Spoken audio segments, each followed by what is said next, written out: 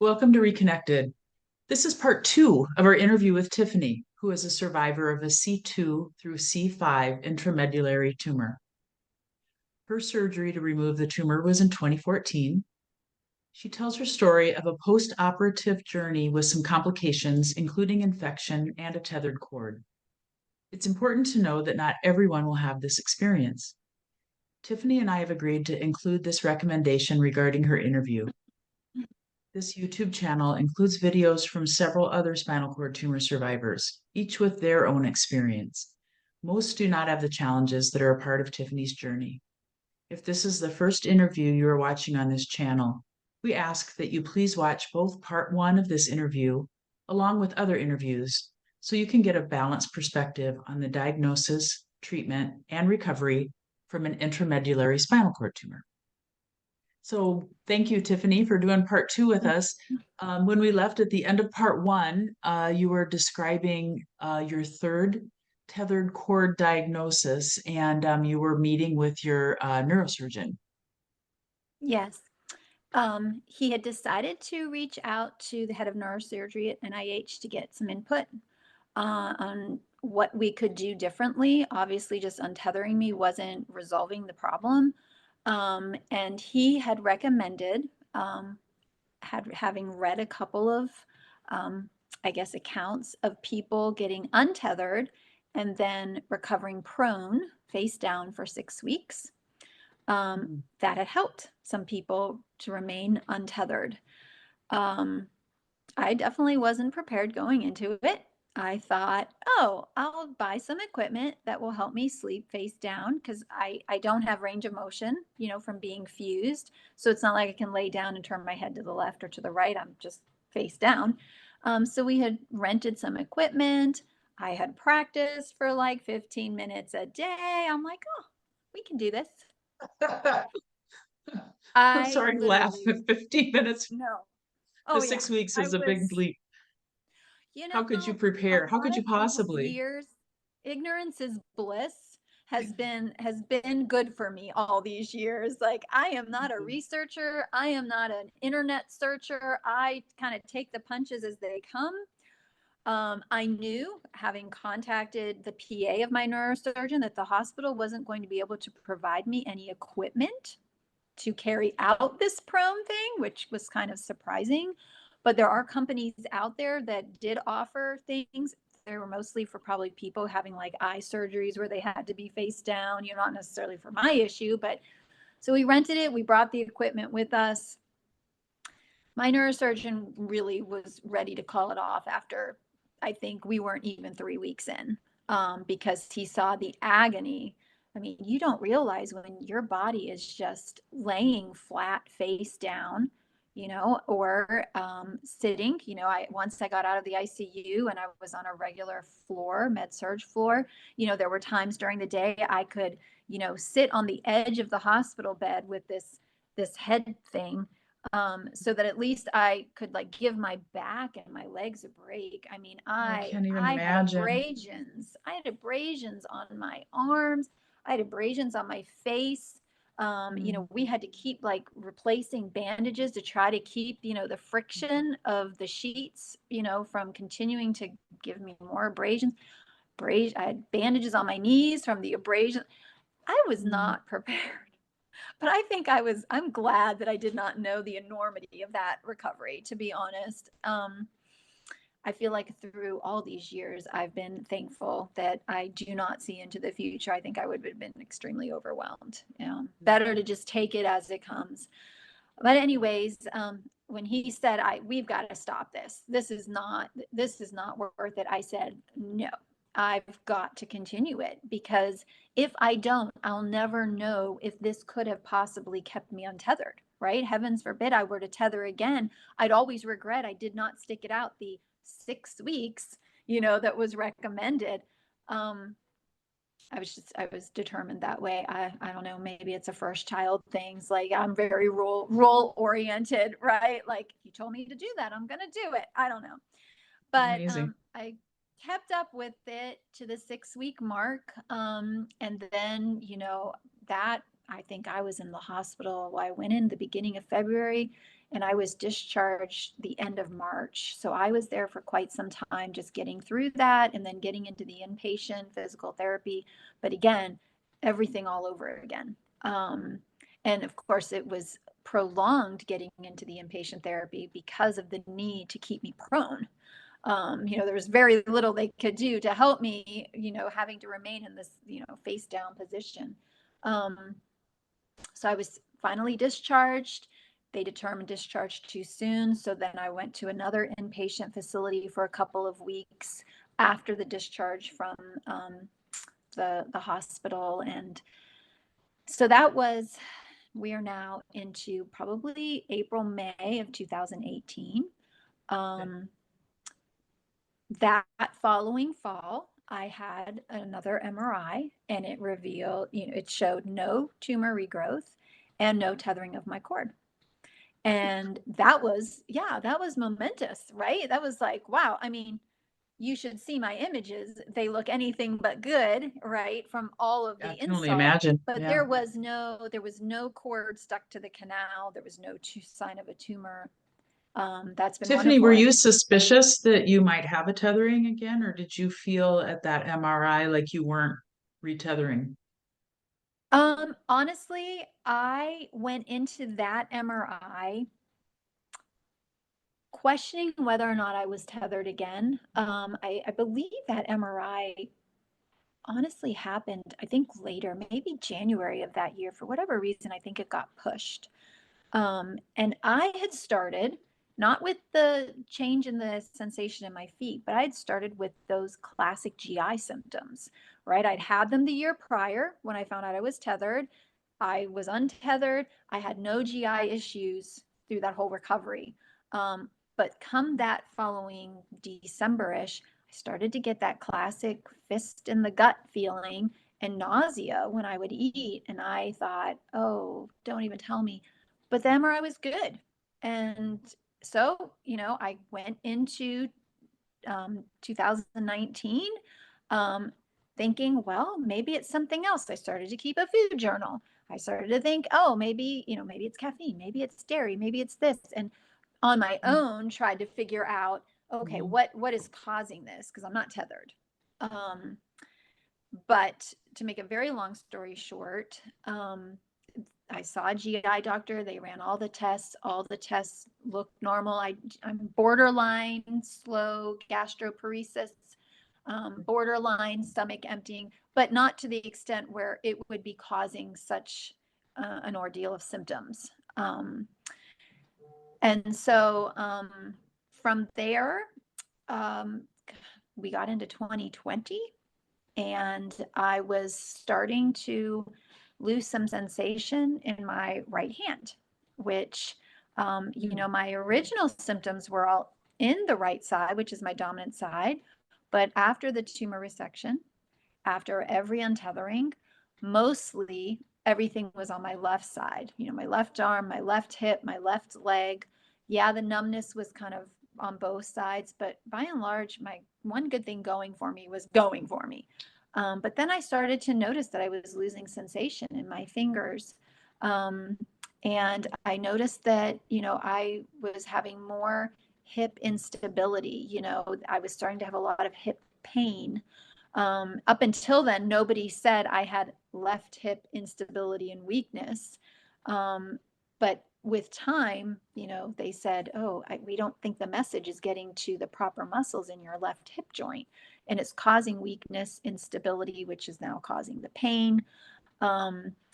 So it was determined that I would go out to the Mayo Clinic and have a fresh perspective. I saw multiple different specialists, from neurosurgeons to orthopedic surgeons, GI doctors, vascular surgeons. Went out there for 2 weeks.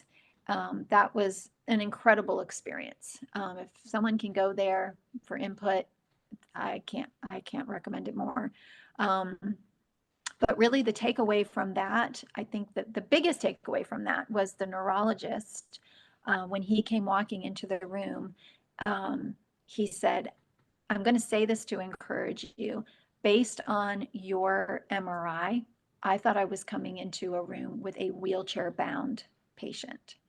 Mm. He said, the fact that you can get on your feet with a cane, short distances, but the fact that you're mobile is really a miracle, because I have seen people with less damage in their cord who are wheelchair bound. And the amount of damage, he said, as difficult as it is, keep that perspective. And that was good to hear. Like, I know Good. things could be Yeah, that's worse. sweet. Sure, Yeah. I know things could be so much worse. But that was a good reminder. To this day, I walk with a cane when I'm out and about.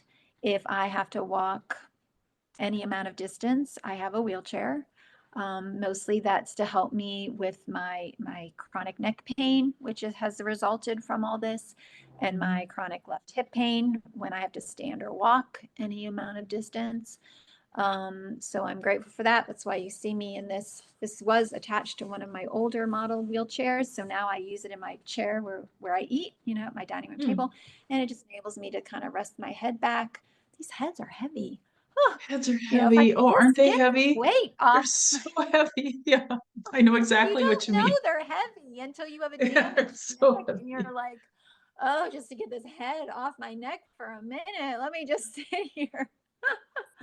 And I don't know about you, but for me, it's hard to even find a chair that's comfortable because it has to be just the right angle. Like, boy, recliners are not my friend because most of them have, like a Mm. contoured top pillow, and anything that kind of pushes my head forward, oh, instant Mhm. spasms. So that's kind of been a challenge. Always looking, where am I going to get comfortable, unless I'm in my wheelchair or my hospital bed. I unfortunately, I sleep in a hospital bed. It's actually an ICU bed.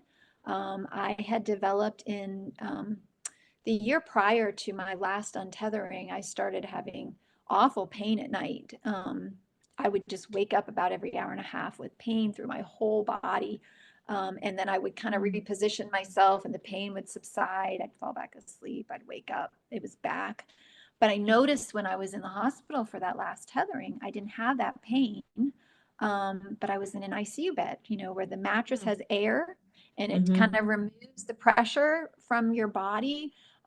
So thankfully, insurance approved and the help of my husband's company, I got this bed, this ICU bed, which has just Nice. revolutionized my ability to sleep well or sleep better at night. We have to Um, sleep. We have to have good sleep. you do. Non-negotiable. No, Yeah. it's true. And Mhm. I'm sure, like you and many others, even despite that bed, a good night's sleep is still far and few between, like a good solid night's sleep. My neck still likes to interrupt some of those sleeps, but again, then I kind of play with the incline of my bed and I can kind of get into a happy spot again. But yeah, so since then, with the unresolved GI issue, I ended up with a feeding tube in 2020, the fall of 2020. Um, and then I have a Metaport and I receive IV nutrition, total parenteral Is that nutrition. just because you weren't absorbing nutrients? Were you It having is some because malnutrition or? it's difficult for me to eat because anytime I eat anything, even a half a slice of toast, even a cup of tea, anything that I ingest orally, when it gets into my stomach, like the organ stomach, I get that squeezing pressure pain, Oh, and I oh. get nauseated, and I Hmm. get cramping.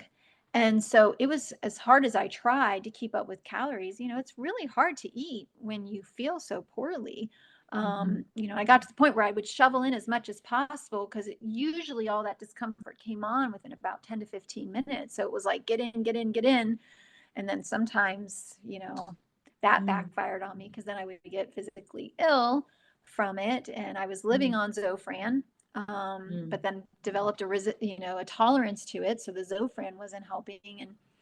And so, yes, I lost quite a bit of weight. I went from, I think my average healthy weight was like 128, 130. And when I was hospitalized to get the original feeding tube in 2020, I think I got down to about 110 pounds. And then from there had a complication. So I think I got down to almost 100 pounds by the time I was finally discharged home. But now I have the TPN, the Metaport. So we're working through that. I feel like I can take so many different, side streets here that I feel like I've maybe already overwhelmed somebody new, which I don't want anybody to take this and think that this is going to be like a natural path now that you've been diagnosed, because I really think it's not the norm. I mean, complications can arise, but I feel like so many successive complications is probably not what most people encounter when they find out that they have an intramedullary tumor. But this is my story. This is my journey. I, continue to have loss. I have virtually no normal feeling in my hand, in my forearm. That original pain that got me diagnosed 9 years ago is back, coming out of my right side into my right shoulder. There are times it feels difficult to even lift a teacup or hold a book. So I continue to lose, sensation, some motor function. The latest has been that my vessels, my blood vessels, don't like to be dilated. So we've really had a struggle with the TPN because they have to drop the osmolarity, which is like the thickness of the fluid, really low. Otherwise, they get all these different neurological symptoms. So yeah, I think my central nervous system has just really taken a hit over these 9 years. I had another round of chemical meningitis also in 2018. So 2 meningitises hasn't helped things.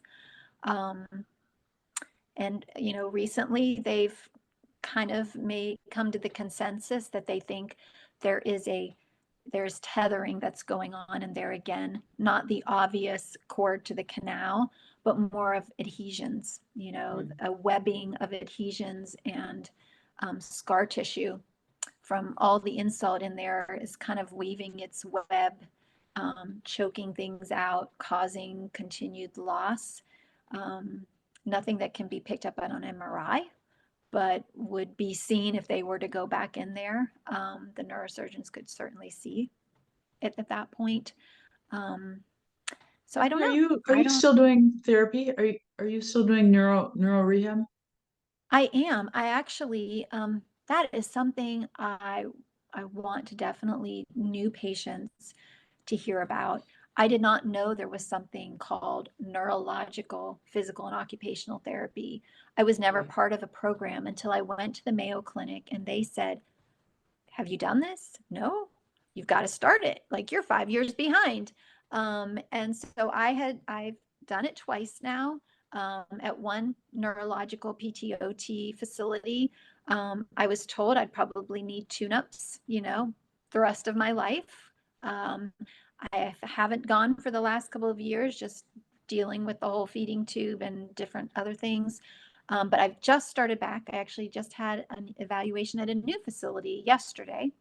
So I will start back with the neuro PT and OT next week, just to How did you find it helpful?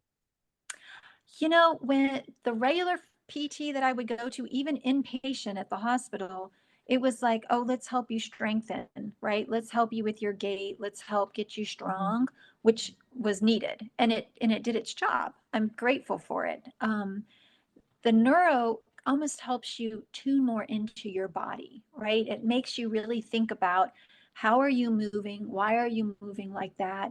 Trying to get the brain reconnected with the body part. It's like a whole nother dimension of what normal PT does, but they have a different way of accomplishing it. So Well I think it's spoken. Well said. beneficial. By the time I got into it, I was almost 6 years behind. I can't imagine, how maybe it would have really helped me from the beginning to have known about these types of programs. So certainly I would encourage anybody with a new diagnosis to see if you have a facility in the area that even once discharged, you could go to and at least get evaluated. Perhaps you Mm. wouldn't need it, right? Something I've But often, people call me and contact me, which is fine, to ask me, what should I think about when I'm ready to have a surgery. And one thing I've long advised for people is it's not just enough to research the neurosurgeon, research the facility.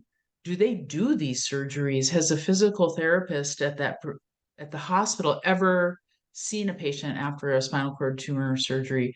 OT, PT, is there neuro PT? Is there anybody trained in neuroplasticity?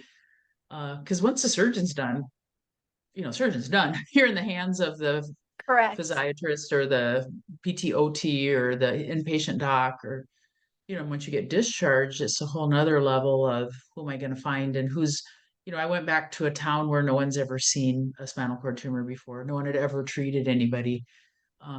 And fortunately there was one person there who'd been trained in neuro PT, and they Okay. placed me with her, and it was really, I found really helpful, because you're right, the inpatient was, this is how you put your socks on, and this is how you feed yourself, and this is how you walk, and pull a zipper up.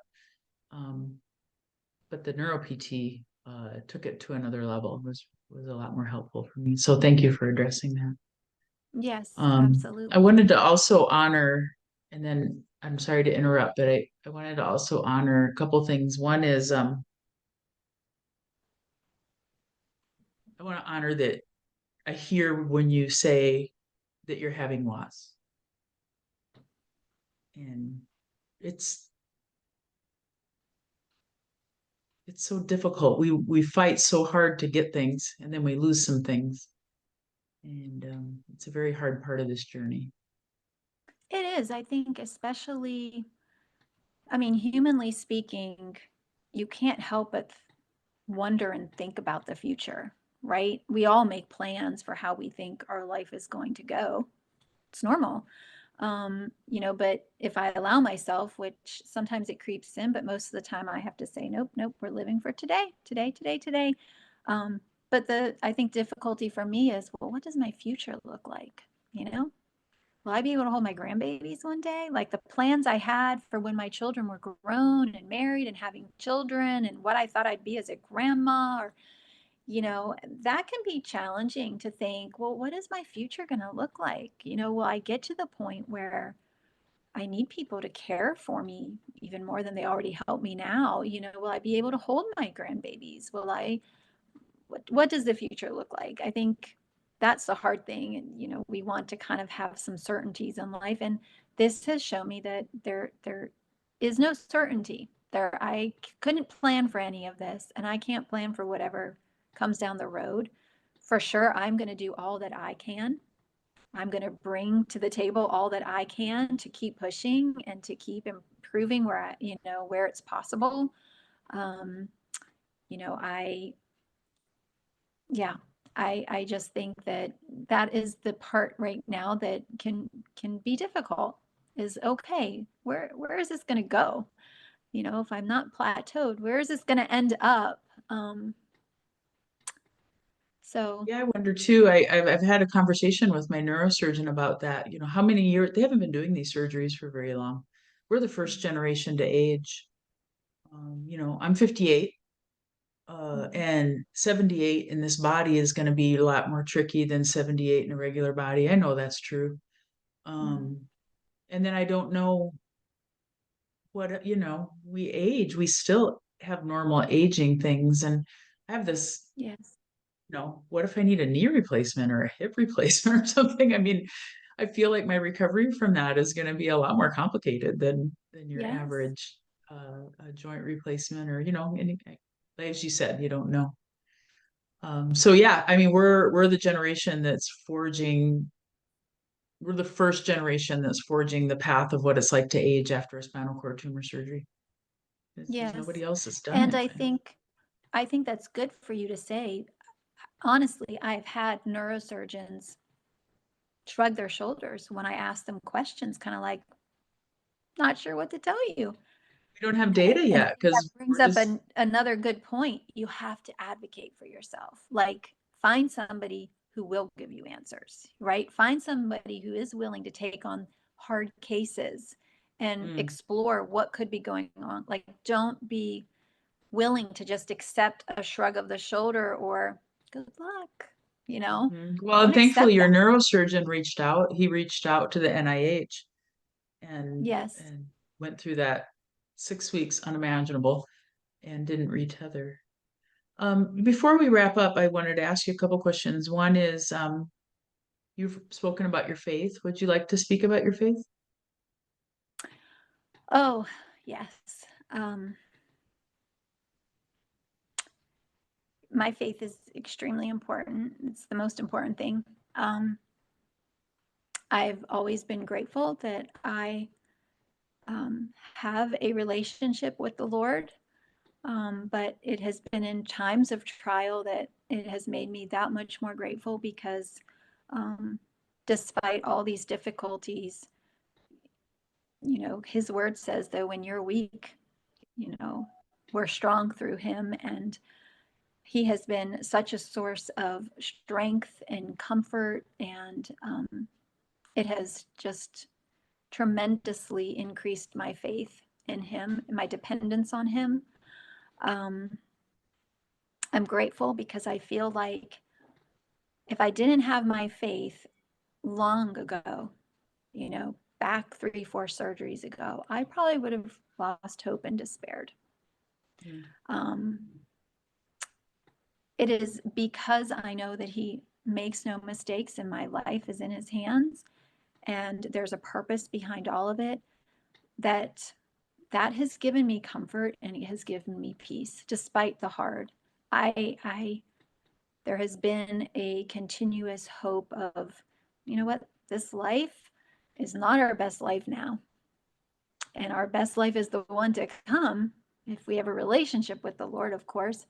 And that is tremendous comfort to me, to know that He will never leave me or forsake me. And that in Lamentations, it says His mercies are new every morning. Great is His faithfulness. He has been faithful. Despite the difficulty, there are people probably thinking, how can you even say that? This doesn't sound good. Yeah, it hasn't been fun. It hasn't just been a bed of roses for sure. But anything that draws you closer to God is actually very good. And this has drawn me closer to Him and strengthened my faith in Him, my trust in Him, my dependence on Him. So for that, I am grateful. For that, I would do it all over again, because I cannot adequately express what that has done in my life, my perspective that it's given me, just the ability to get up and keep going. It's easy to open your eyes and feel overwhelmed before you have even gotten out of bed, just based on how your body feels. I hit the truth. Oh my goodness. Um, Yeah. Like one yeah, more day. it Why won't is. this go away? Yeah. Yeah. Oh, am I going to get till bedtime? I'm already ready to be back in this bed again. But every single day He's carried me, and He has had such a proven track record for these last 9 years that I'm so grateful, because I know that whatever comes in the future, He will be there just as He's been there for these last 9 years. And I'm so grateful for that. The other thing is, it was impressed upon me by just my own self early on that no matter my attitude, my circumstances aren't going to change. So I could decide to be hopeless and depressed in bed and pull the covers over my head and go on in life like that. My circumstances aren't going to change, but that would definitely change my attitude and affect everybody around me, their demeanor, their stress levels, their amount of joy, hopefulness, hopelessness. So for me, it's been important that I've made a choice that if my circumstances aren't going to change, that I'm going to do the best that I can to carry a positive, optimistic attitude, a trusting attitude, still put a smile on your face. You actually use more muscles to frown than you do to smile. So try to keep a smile on my face.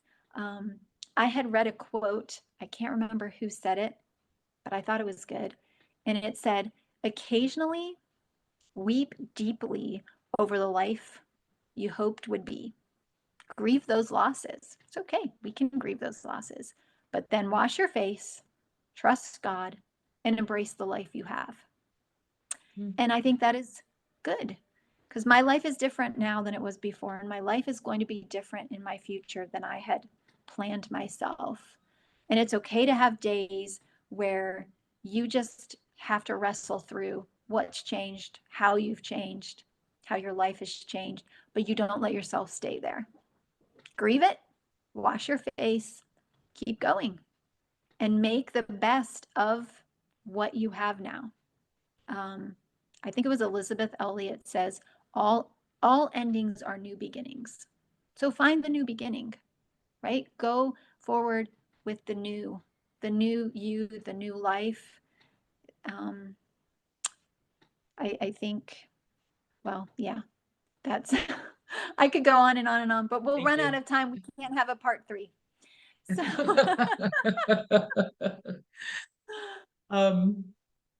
I'm going to end with the question I ask everybody at the end, which is, what does it mean to you to be connected with other people who've gone through spinal cord tumor diagnosis? I was late coming to the game of finding the CERN Foundation. That's another thing I think we should put out there. The Collaborative Ependymoma Research Network. Kim Walgren, the work she has done, she's an amazing woman. I did not discover the CERN Foundation until, I believe, 2019 or 2020. Until then, it was just me. I mean, I knew there had to be other people out there with spinal cord and brain tumors, but I knew nobody, and I had no support system. And when I found this organization, and that first, I believe it was in 2020 or 2021, when she had for Ependymoma Awareness Day, the first Zoom meeting where anybody who had an ependymoma, we were all on the screen. I mean, I got off of that and I cried tears of joy because I felt connected. I didn't feel alone, right? You felt like, wow, it's not just me. There are other people out there. It was so encouraging, strengthening, equipping. And then, as I've told you, last spring for the Ependymoma Awareness Day for 2023, they had a link to these YouTubes, these ReConnected YouTubes. I devoured them. I mean, I binge watched them because I was so full of encouragement to hear. And even if somebody's story is different than mine, or they seem to have an easier path forward, it didn't matter. I was encouraged to hear that, they were moving forward with their lives. This was their story. It's not just me with not knowing anybody else. There are other people out there. And I think community is empowering, whatever that community may be. And even now for us who've had these intramedullary tumors, whether they're ependymomas or any other, there is encouragement, right? There's strength in numbers. And it's nice to have connection with people who are going through similar what you are. I agree. That's the whole intent. I'm so glad that was the experience that you had. Very much so. Why we're here today. Thanks for being a part of the solution. Thank you for inviting me to be on this. It's been a joy. It has been a joy. Thank you for your story.